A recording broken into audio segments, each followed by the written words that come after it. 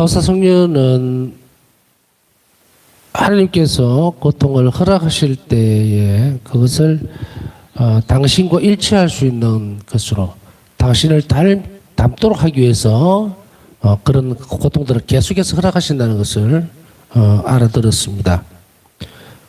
결국은 이런 훈련을 계속하지 않으면 어느 순간에 나는 자비로운 사람이 될 것이야 혹은 나는 자비로운 일을 할 수 있다라고 할 수가 없어요.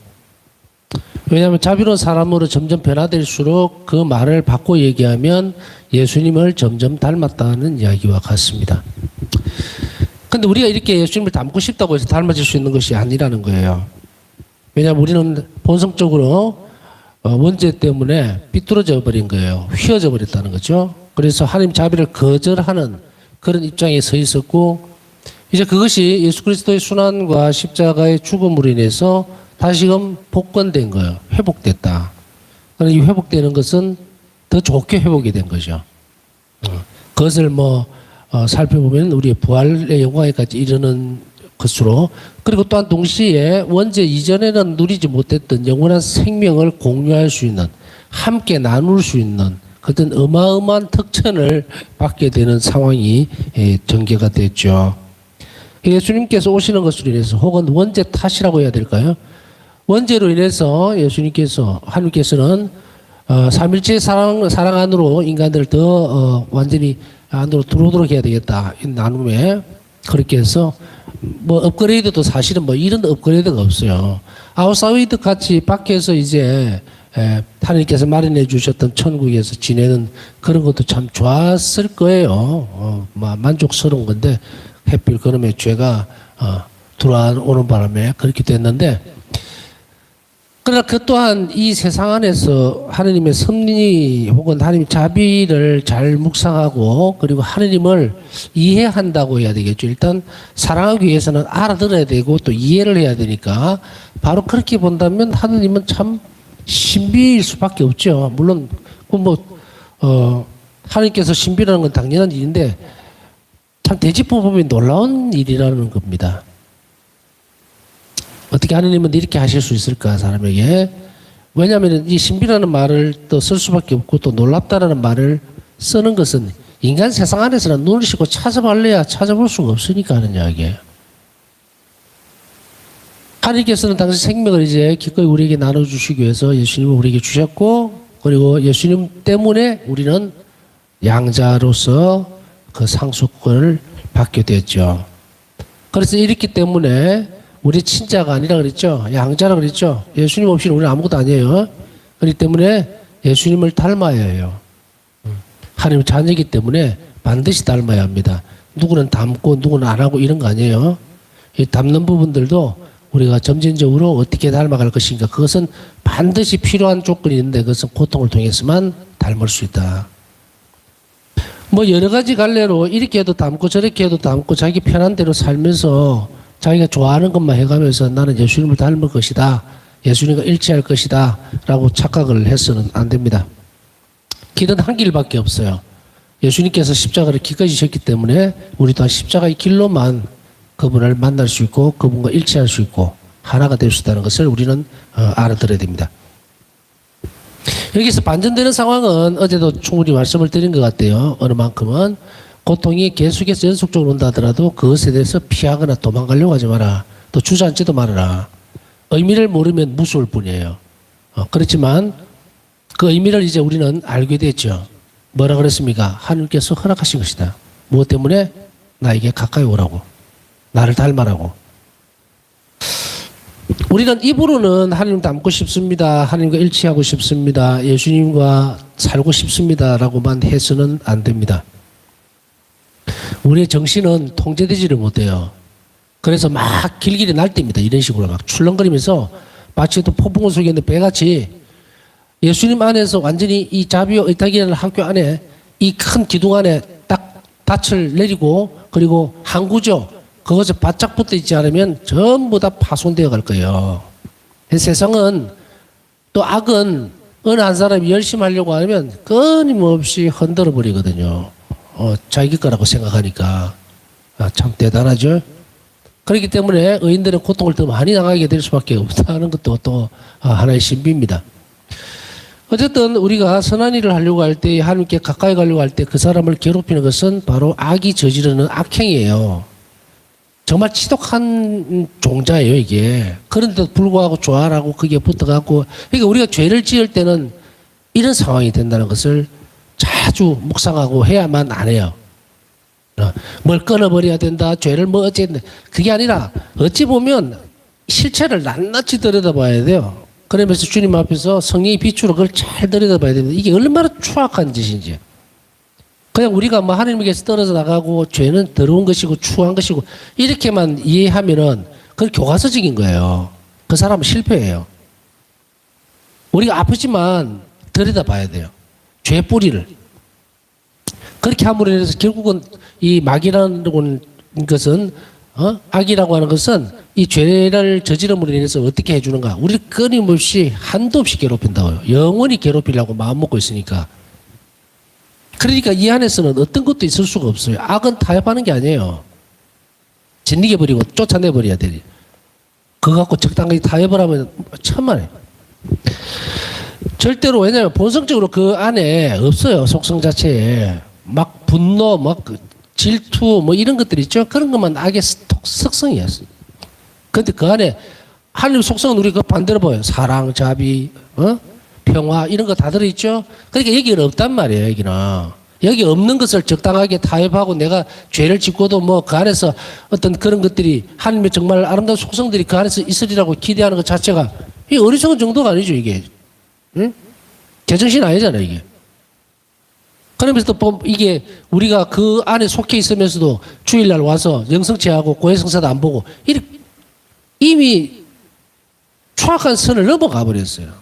넘어가 버렸다. 이런 사람들을 나무래고 뭐 비난을 하고 못됐다 어떻게 너는 그리스도인도 아니 그렇게 얘기하고 싶지 않다는 거 아시죠? 이들이를 위해서 우리가 필요한 거예요. 이런 사람들 위해서 우리가 헌신해야 되고 기도해 줘야 돼요. 빨리 데리고 와야 됩니다. 우리는 이런 상황들을 안을 자세히 들여다보면서 이제 한 단계 이런 훈련들을 하지 않으면 아까 이게 앞에서 얘기했듯이 이 본성이 이렇게 뼈가 굳어버리듯이 이렇게 되어 있단 말이에요. 그러니까 이걸 펴려고 그러면 굉장히 고통스럽죠. 고행이에요.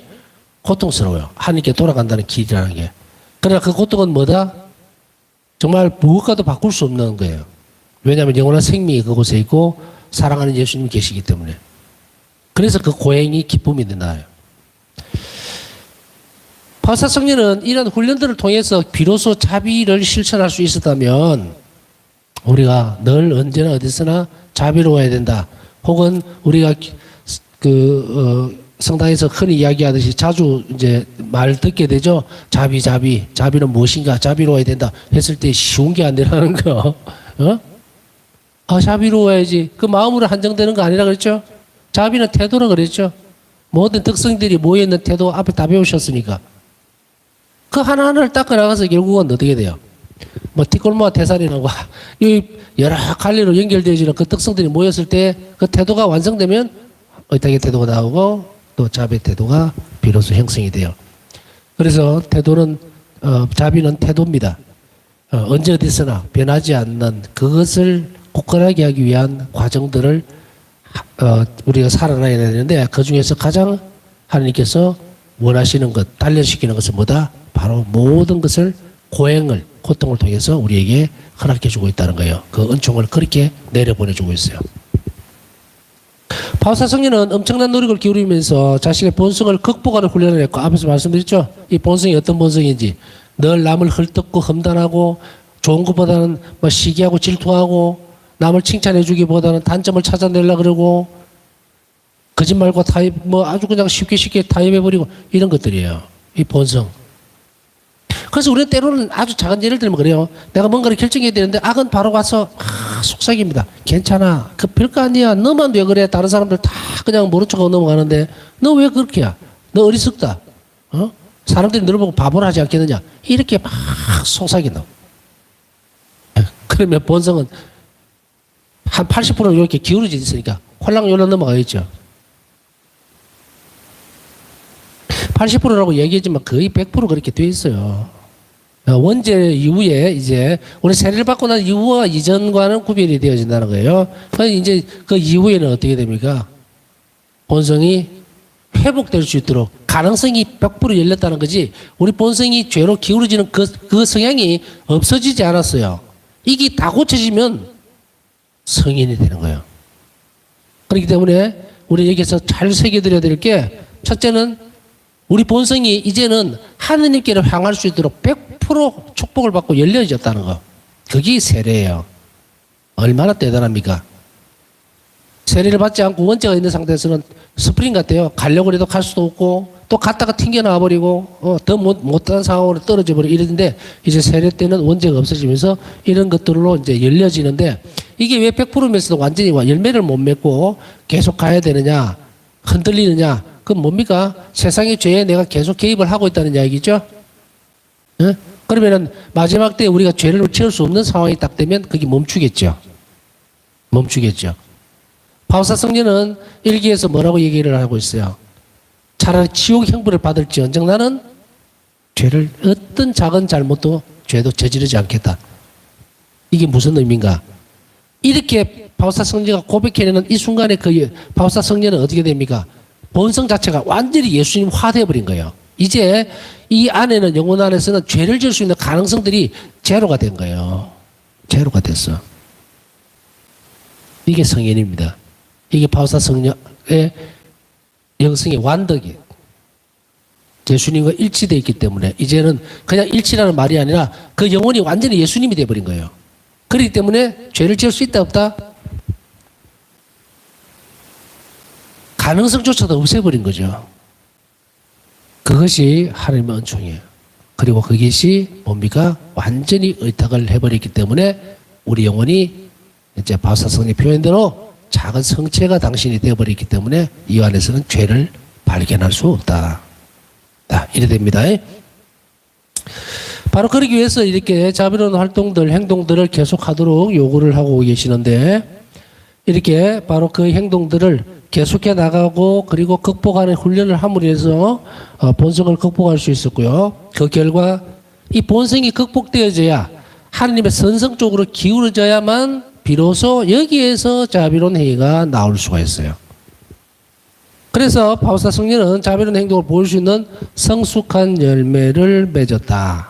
본성을 극복함으로 인해서.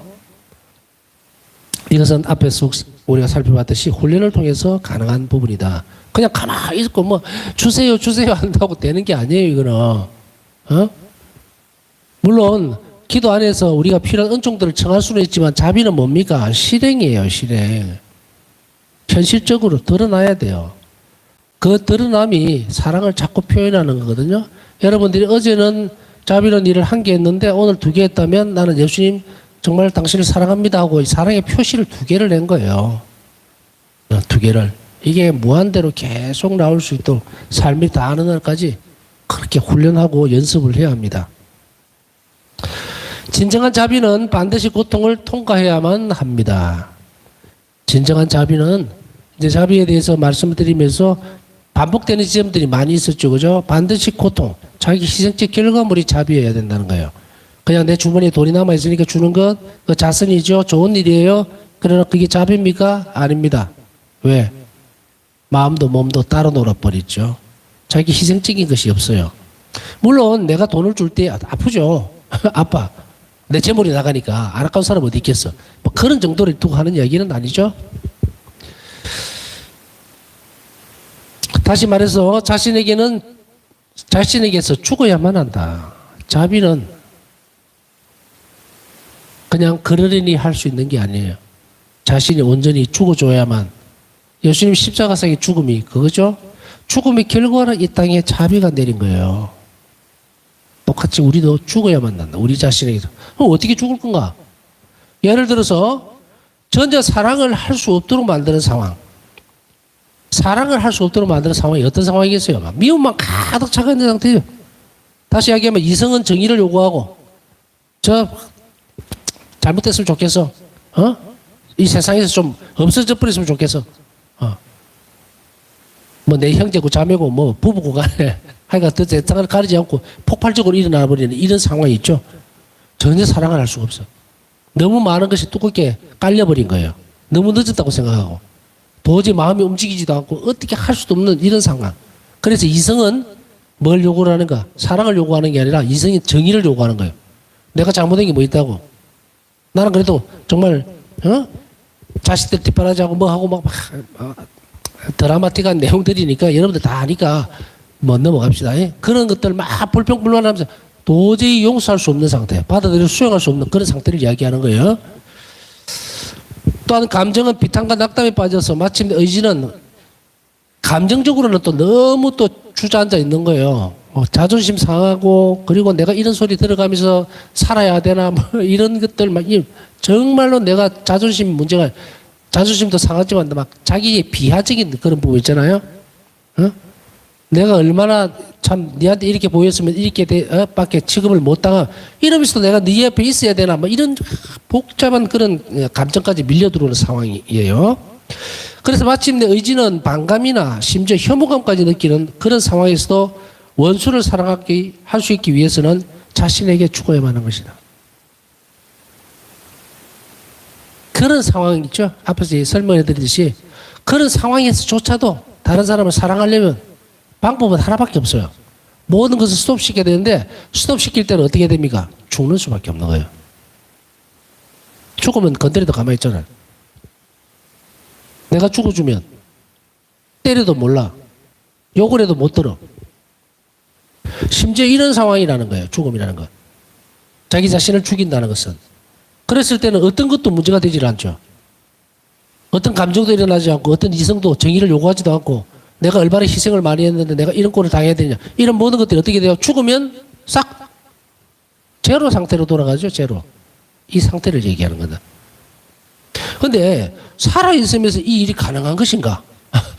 살아있으면서 나는 죽었네. 그래서 뭐 내한테 욕을 하든지 말든지 뭐 술을 먹고 막 와서 막 깽판을 지키든지 말든지 나는 그냥 가만히 있는 거예요.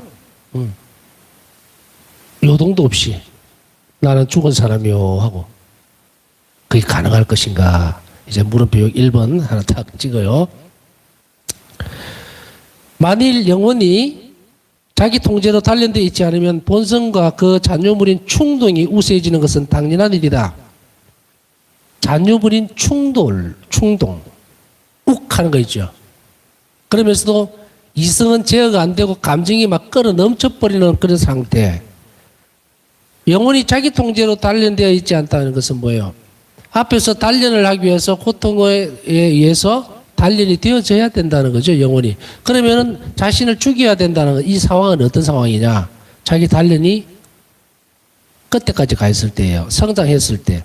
지금은 어떤 때는 막 나는 죽었네 하다가 한 5분만 죽고 그다음에 나 살아났다 이러고는 막 싸움 붙고 막 난리지기고 잠깐 참는 거죠, 참는 거.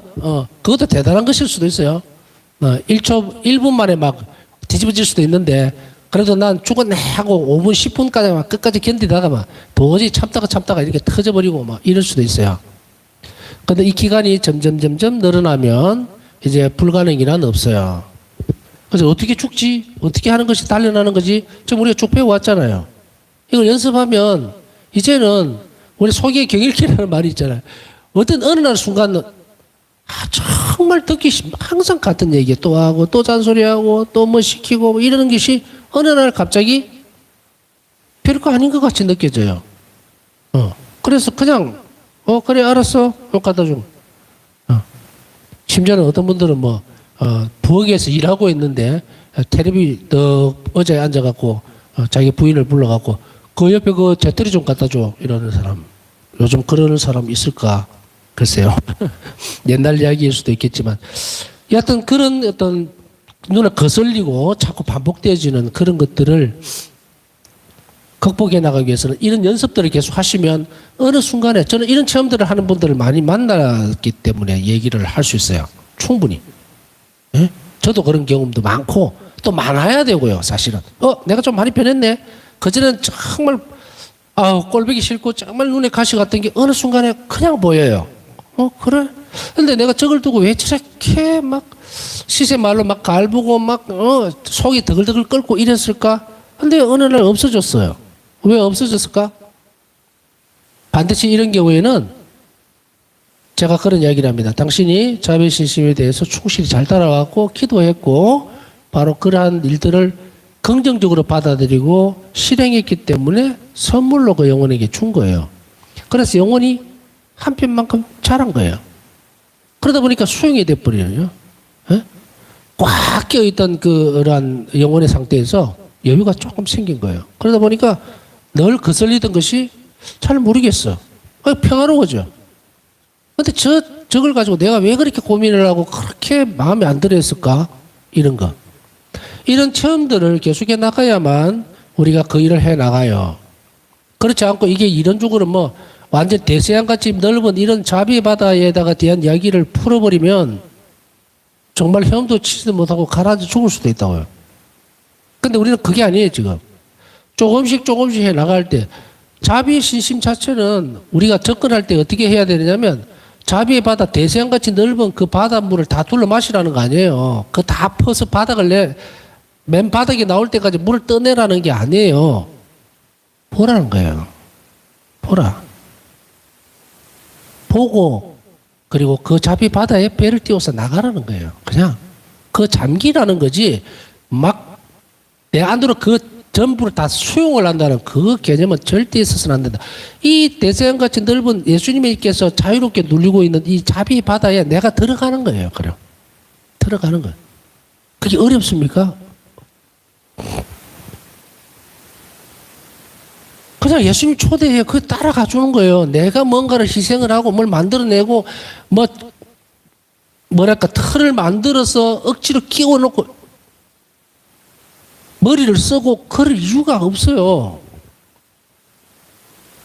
그냥 주의 기도해 보세요. 아버지의 뜻이 이루어지게 하소서. 아버지 뜻만 행하라. 이 자비의 바다, 이 넓은 그 바다에 배를 띄우고 자비 안으로 들어가 버리는 거예요. 그래서 내가 삶이 팍팍하고 힘들고 고통스러워도 그냥 자비 바다 안으로 들어가는 거예요. 주님께서 자비로우니 나도 다른 사람에게 자비로울 수 있는 사람이 되도록 노력하면서 그 자비 바다 안으로 들어가 주는 거예요. 물고기가 이 바다를 천천히 다니면서 먹이를 먹고 하듯이 우리는 이 자비, 그래서 이제 이거를 표현을 어떻게 했냐면 자비의 샘으로 기르러 오느라 그죠. 자비의 샘에 가서 기르가거라. 그 말을 저는 약간 표현을 달리 했어요. 자비의 바다에 잠긴다라고 하는 것은 하느님께서 주시는 그 자비가 나를 통해서 이웃에게 전달되도록만 하면 돼요. 내가 뭔가를 막 도구를 만들듯이 제작을 하고 형태를 만들고 무슨 고양적인 것을 깔아놓고 그렇게 되는 것이 아니다 이 말이에요. 온전히 우리가 예수님께 가장 먼저 해야 되는 것은 주님 목소리에 귀를 기울이는 거예요. 그래서 주님께서 나에게 어떻게 이웃에게 자비로운 것을 원하시는지, 내가 어떻게 행동하시는가. 바울사도행 1기에서 그렇게 이야기하죠. 내가 이 순간에 예수님께서 내가 어떻게 행동하기를 바라시는지 나는 묵상했다. 그리고 여쭈었다. 그리고 판단했다. 어디로 간다?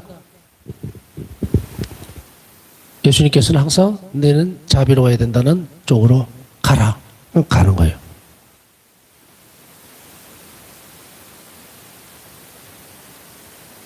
pháp 성녀는 이 점에 대해서 일기에 이렇게 기록을 했습니다.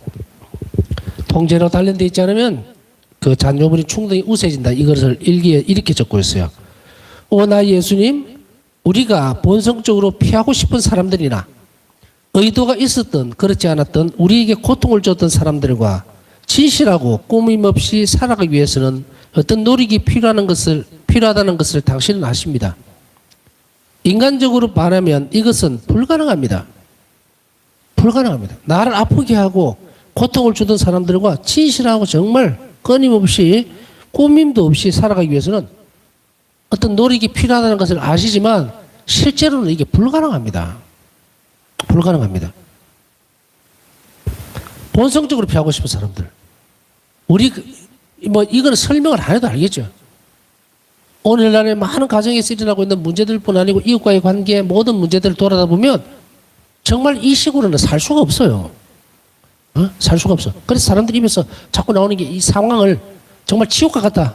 도저히 내가 살아낼 수 있을 것 같지가 않아. 이 사람들 가운데에서는 이렇게 본성적으로 나를 싫어하거나 또 혹은 정말 이런 사람들에게 고통을 끊임없이 주는 그 사람에게 진실하고 꾸밈없이 그냥 헤헤거리면서 다가간다?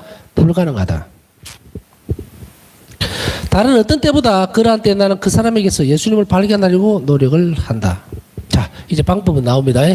이런 때일수록 그럼 어떻게 살아날 수가 있을까? 이 가운데에서.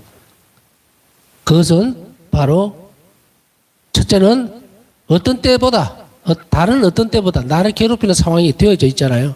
그 사람을 대하기가 너무 힘들 때 그럴 때를 얘기하는 거예요. 다른 어떤 때보다 그러한 때에 나는 그 사람에게서 예수님을 발견하려고 첫째는 노력한다. 그 다음에 두 번째로는 그리고 예수님께 하는 것과 동일하게 나는 그 사람들을 위해서 모든 것을 한다. 예수님께 해드리듯이. 첫째는 그 사람에게서 예수님을 발견하려고 애를 쓰고 둘째로는 예수님에게 하듯이 그 사람에게 대하도록 한다. 이러한 행동으로서 사랑은 순수해지며 사랑의 실천은 영혼의 인내와 힘을 준다. 일기 766번. 이런 행동이 어떤 행동입니까? 예수님께 대한 사랑이 근거가 된 거예요. 예수님께서 이들을 사랑하시니 나도 사랑하려고 애를 쓰고 예수님과 함께 그 사람들을 바라보려고 모든 노력들을 다 해나갈 때에 그때 첫 번은 튕겨날 수도 있어요. 두 번째 튕겨날 수도 있습니다. 세 번째 튕겨날 수도 있어요. 그러나 그것이 하루, 이틀, 사흘, 일주일, 한 달 가다 보면 어떻게 된다? 사랑이 순수해집니다. 바라고 원하는 것이 아니고 나에게 아픔을 주었던 사람들에게 대하는 방식들이 바뀌기 때문에 그리고 그 사랑은 예수님께 대한 사랑에 매여져 있죠. 이제 나는 그렇게 사랑할 수가 없어요. 내 사랑으로는 안 보고 싶어. 단 1초도 같은 하늘 아래 진짜 숨도 쉬기 싫어. 그럼에도 불구하고 그들을 바라봐야 된다면 바라볼 수밖에 없다면 함께 살아야 한다면 예수님께 대한 순수한 사랑, 예수님께 대한 사랑으로 예수님을 사랑하니까 예수님이 그걸 나에게 원하시니까 해나가기 시작할 때에 그때 사랑은 순수해집니다. 순수해져. 복음에서 그러죠. 너희들이 되돌려 받을 것을 알고 구워주거나 칭찬받을 것을 아는 사람에게만 잘해준다면 그게 무슨 상을 받을 것이 있겠느냐 이 말이에요. 불순하죠. 내가 준 것을 돌려받으면 끝나는 거고 내한테 내가 칭찬하고 좋아하는 사람만 좋아해 주신다면 그거는 아무 가치도 없는 거고 이렇게 해서 그 사랑이 순수해질 때 그럴 때에 그 사랑은 뭘 준다? 사랑의 실천은 영혼의 인내와 힘을 줍니다. 견뎌낼 수 있게 한다. 자, 영혼을 튼튼하게 만드는 법을 계속 가르쳐 줍니다. 어떻게 해야만 내 영혼이 강건해지고 튼튼해짐으로 인해서 함부로 무너지지 않고 또 어떤 불행한 일이나 또 힘든 상황에 놓여졌을 때도 하나님 손을 놓지 않는지 그 영혼 안에 늘 예수님께서 머무시기 때문에 그 사람에게 있어서는 뭐다? 항상 기쁨만 있게 돼요. 고통은 없어지지는 않죠. 그러나 그것을 예수님의 순수한 사랑으로 받아들이기 때문에 기쁨이 항상 그 안에 자리를 하고 평화롭게 된다. 파우스나 수녀의 생애는 극기나 포기, 자기 부정 없이는 자비 실천이 불가능하다는 것을 증명해 준다. 우리가 바우사 성리의 영성을 배우고 바우사 성리의 길을 따라가야 되는 이유가 바로 여기에 있어요. 자비 실천이 불가능하다. 자기 부정이라든지 극기나 포기 없이는 이거 아무데도 안 가르쳐 줍니다. 그냥 자비로우세요 이렇게 하지 이 바우사 성리의 삶 안에서 드러내주는 이 모범이 없이는 우리는 자비를 실천할 수 없어요. 그러니 우리가 자비 신심을 바우사 성령에게 전달해 주면서 그것을 우리에게 가르치고 있는 이 시간 또 이 길이 얼마나 행복하고 기쁜 일인지 모른다.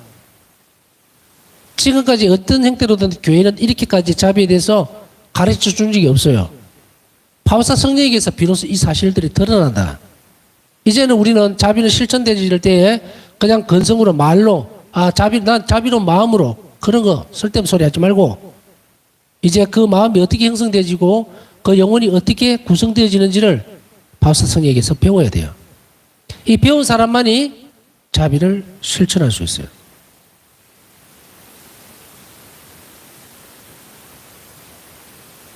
희생이 없는 자비는 절대로 존재를 하지를 않습니다. 우리는 여러분들이 이제 이 학생들이요. 이게 뭐야? 온라인에서 방송도 아니고 뭐 하여간에 온라인의 학생들이에요. 여러분들은 자비의 학교 학생들입니다. 그러니 학생은 뭐 해야 돼요? 학업에 충실해야죠. 규칙을 잘 지켜야 되죠. 제가 규칙적으로 이거를 지키세요 하는 거는 잘 지키세요. 그래야만 이 학교에서 학생으로서 충실하게 잘 익히고 배워 나갈 수가 있어요. 바우사 성리는 이런 경우에 어떤 것들을 통해서 자비를 실천했는지 우리는 잘 살펴봤는데 정말로 자기 부정이나 극기, 포기 없이는 할 수 없다. 자비는 실천되지 않는다는 것을 일기에서 이렇게 얘기를 합니다. 매우 피곤하고 아픈 파우스타 수녀에게 동료 수녀가 했던 꽤 멀리 떨어진 곳에 가서 더운 물을 갖다 달라는 요청은 그녀가 들었던 일은 잘 알려진 얘기다. 일기 285번 참고. 저도 이 부분을 참 많이 자주 봅니다. 이게 가능한 일일까? 정말로 얼마나 짜증나겠습니까? 바우사 성리도 그런데 그거를 부탁하는 사람이 나는 더 이상한 사람인 것 같아요. 그렇게 보면 물음표가 계속 생기는 거예요. 아픔을 몰랐나?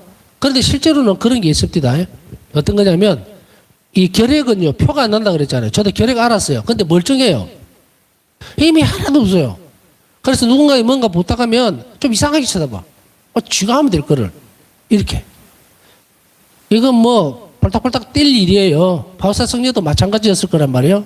외형적으로는 멀쩡하니까 아는 망망진창인데 그런데 폭우가 쏟아지고 진흙탕인 이 일기에 진흙투성이가 되어 있는 그것에 겨우 이제 얼마나 힘들게 이 육신이라는 이 덩거리를 끌고 왔겠습니까 이제 병실로. 그런데 거기다 대놔놓고 이왕 옷을 버렸으니까 따뜻한 물을 좀 떠다 달라 하는 도대체 이 사람은 누군가. 그러나 바우사 성녀는 어떻게 합니까?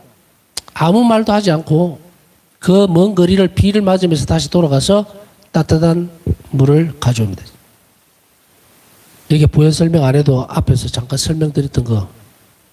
정말 극기나 무슨 뭐 자기 포기 이거보다 얄미워 죽을 것 같은 그 상황이잖아요, 이게. 그런데도 불구하고 바우사 성녀는 예수님을 본 거예요, 예수님으로. 예수님께서 나에게 따뜻한 물을 청하시는가 보다. 그래서 그 안에 예수님께 해드리듯이 아무 소리 없이 가서 따뜻한 물을 가지고 오게 됩니다. 바로 성인이 실천하셨던 것은 우리도 실천하라는 이야기예요. 우리는 막 정의적인 부분 막 잣대를 갖다 대죠. 어떻게 그럴 수가 있느냐? 그 아픈 사람을 말이야. 그렇게 비난하라는 이야기 아니에요. 성장은 이렇게 하는 겁니다. 시기련 저와 함께 이 길을 걸어가면서 배우면서요. 시각을 다 바꾸세요. 다. 전부 다. 지금까지 가져왔던 잘못된 시각, 잘못된 생각 다 버려야 됩니다.